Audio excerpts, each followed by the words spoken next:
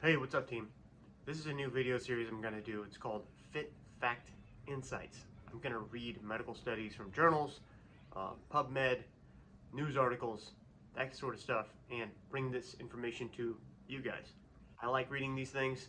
I like the insight.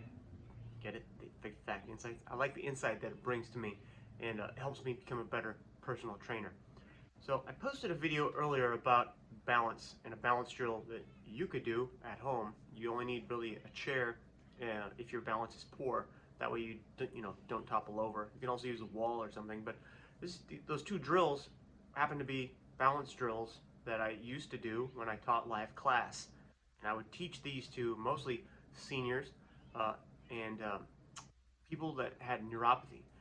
Now, I also taught these movements to younger people because balance is important, and in a sports setting or an athletic setting, even in a personal training setting, somebody might be training to lose weight or get stronger, balance is still important. For example, I might have you do a single leg deadlift or a side moving lateral hop where stability on one foot is going to be important. This might be a sports drill or something like that that could benefit a martial artist or a football player. But training like an athlete can also benefit everyday people like you. So, I mix those in to my training styles. Now, when it came to helping people with neuropathy or a senior per se, and when I say senior, I'm not talking 60 plus, I'm talking 80 plus years old. Balance is really important.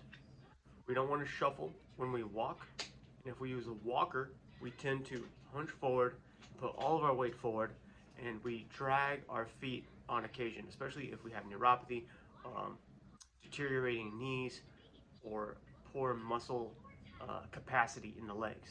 Okay, some people have hip replacements. These are all things that we have to consider as a personal trainer. 1 second.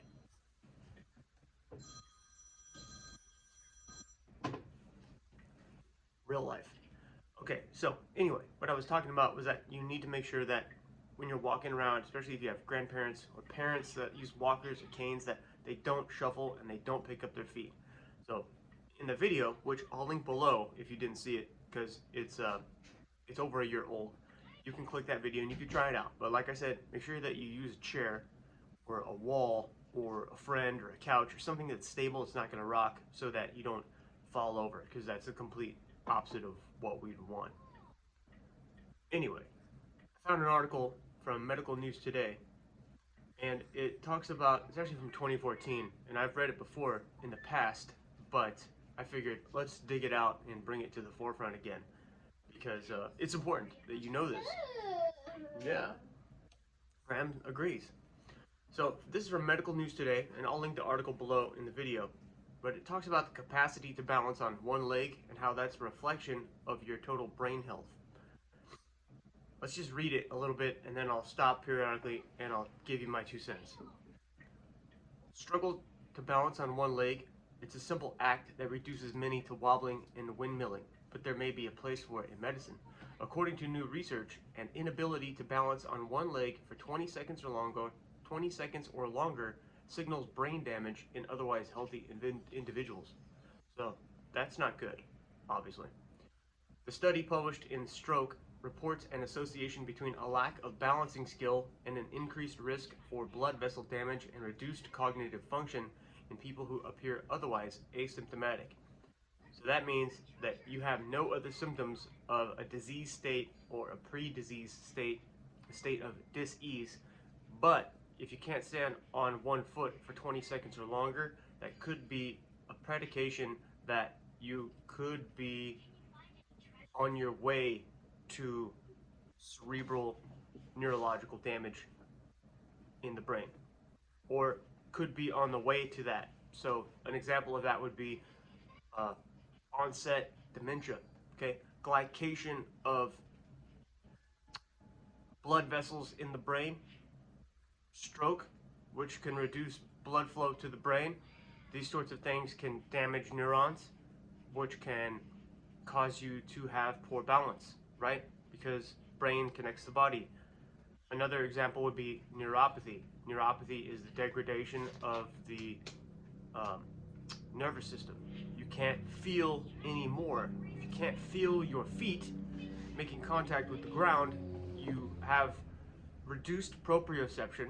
Proprioception is your ability to distinguish where your limbs are, where your body is in a 3D space. So if this is reduced, obviously you can't walk correctly. The chances of you falling, suffering a fracture or a hip break, stuff like this, it increases exponentially. Just look at a senior citizen or even a very small child. Both of them very similar in their ability to navigate the world, right? Because until you learn how to walk, you're crawling around. Okay, let's continue. The study found the ability to balance on one leg is an important test for brain health, says lead study author Yasuharu Tabara, Japanese guy from the Kyoto University, graduate of medicine, Kyoto, Japan. The ability to stand on one leg has previously been recommended as a predictor of certain health outcomes. In a study published in the BMJ earlier this year, researchers found an association between the type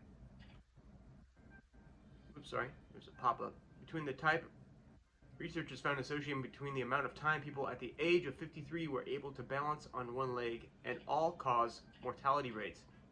Small vessel disease damage arteries by making them less flexible, interfering with the flow of blood. The incidence of this disease often increases with age. So this is called arteriosclerosis.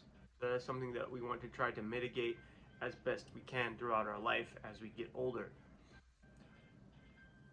Cerebral blood vessel disease is believed to indicate an elevated risk of future symptomatic stroke. In previous studies, subclinical asymptomatic brain damage has been indicated by loss of motor coordination and cognitive impairment.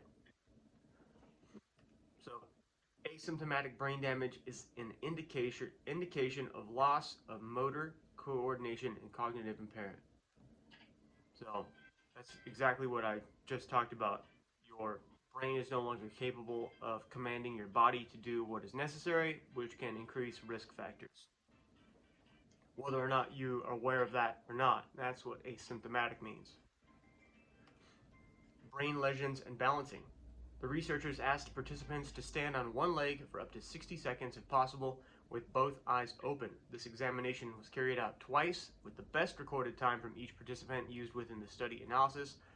A total of 841 women and 546 men with an average age of 67 participated in the study. So a lot of people were asked to stand on one foot for 60 seconds, if possible, with their eyes open. That was the outcome goal. Afterward, the brains of the participants were examined using an MRI, which is magnetic resonance imaging, to evaluate any cerebral small vessel disease damage. Cognitive impairment was also measured by researchers using computer-based questionnaires. So a questionnaire and an MRI to scan the brain. Cerebral small vessel disease was associated with being unable to balance on one leg for more than 20 seconds. In particular, researchers noted the association with small subclinical infarctions, which is obstruction of blood supply, to tissues leading to tissue death, such as lacunar infarctions and a microbleed.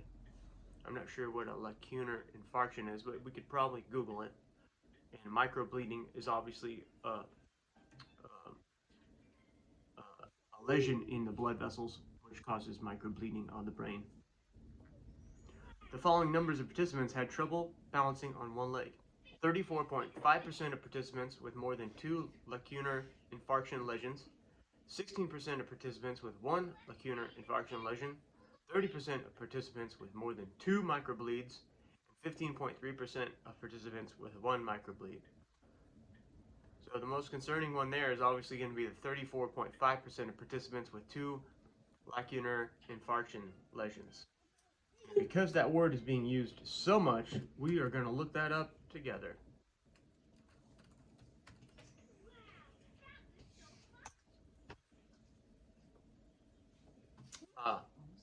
Lacunar. Stroke or lacunar cerebral infarct is the most common type of ischemic stroke, resulting from the occlusion of small penetrating arteries that provide blood to the brain's deep structures. An ischemic stroke that affects small arteries deep within the brain. So, we don't want that. Microbleeds. No good. lesion obviously being some sort of capsizing of the vessel or a tear, a rupture, something like that, something generally like that.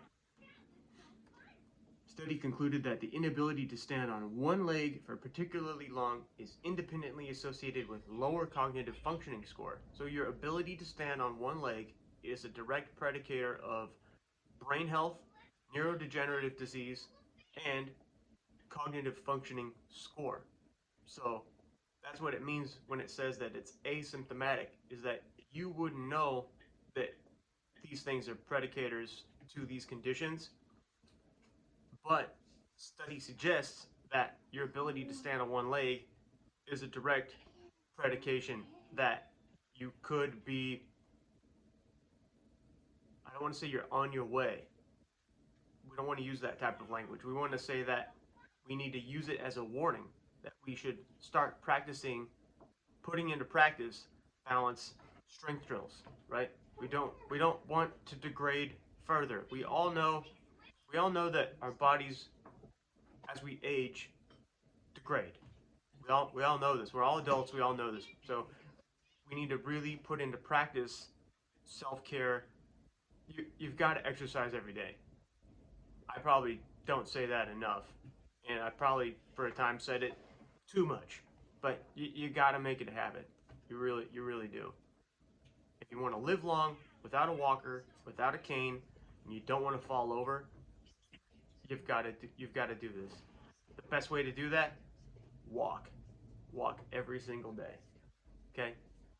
Exercise. Go to the gym. Get a membership. We use the machines. Walk on the treadmill. Anything. If you need help with that, I can help you out. Okay, let's just finish this up real quick. I'm not going to read the entire article. I'll link it below, like I said earlier. Potentially a consequence of the presence of brain abnormalities. The researchers write that previous studies have consistently found evidence supporting a relationship between postural instability and changes within the brain. Few have extended this connection to lacunar infarction or microbleeds. A major limitation of the study is that researchers did not assess the participants' history of falling or potential physical fitness issues, including abnormalities in their gaits, which could have had major implications for their findings. So an abnormality in your gait is your ability to walk with your feet forward, your arms in natural positions without a hunch. Your weight is evenly distributed. Feet aren't turned outwards necessarily or necessarily turned inwards. All those will play a part in that. All of that could be symptomatic of the way you lived your life, of the work you did, of how well you took care of yourself from your teens to however old you happen to be. Your day-to-day, do you exercise now? You can look at yourself. Just go walk down your hall, look at your feet, look at your back. Take note. Where is my posture? Where are my arms? How do I swing my body weight? How do I look when I move? If you go to a gym, there's a lot of mirrors. Go into, say, like at my gym, the Lifestyle Center, there's a big exercise room with wood floors and mirrors. They do ballroom dancing and Zumba in there, but you could also practice walking in there. Now that might sound kind of weird, but you need to practice what you do to be good at it. So that is the essence of, no bud, here, you want to sit? That's how fitness works. You got to practice what you want to be good at. So, it's very simple. Okay, let's leave that, okay? I know it's really cool. Hang on, okay? Almost done.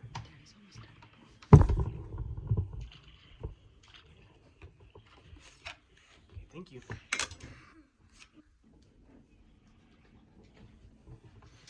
Okay, so let's just wrap this up.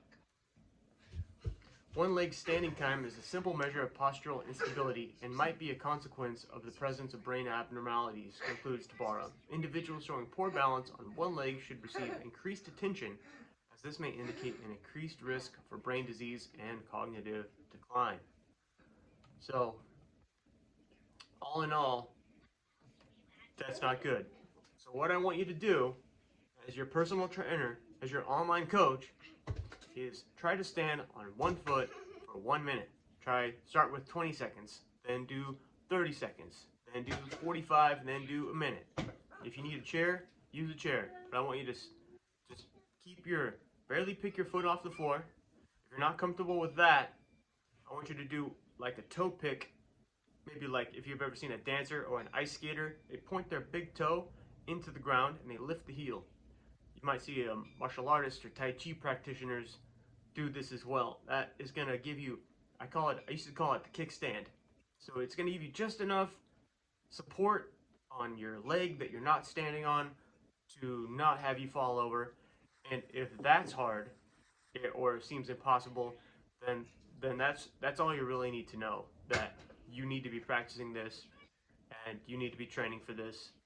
Okay, so do what I said, get a gym membership, go to the gym, strengthen your legs, definitely strengthen your whole body, use the machines, make it as easy as possible, join a class, find a trainer, find a coach, somebody that can help you.